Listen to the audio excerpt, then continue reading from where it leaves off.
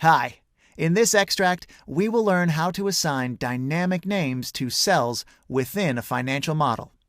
Usually, a good model is used for more than one company or situation. By dynamically linking the cells where we introduce text in the model, such as the company's name, the financial period, the currency, etc., to an input page, we will allow ourselves to modify only once when some of the parameters change. Let's provide an example. In this sheet here, we have a company's name and a cell which reads P&L. We can link the company name to the cell P&L in the following way.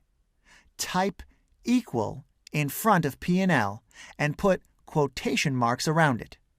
In this way, we are creating a text formula. Now, let's use the AND function and link to Google Inc., which is the name of the company. The formula produced the following result. If we change the name within the source cell to Microsoft, it will automatically update in the formula. This is how we create dynamic names in our model and render it more flexible for future modifications. Thanks for watching.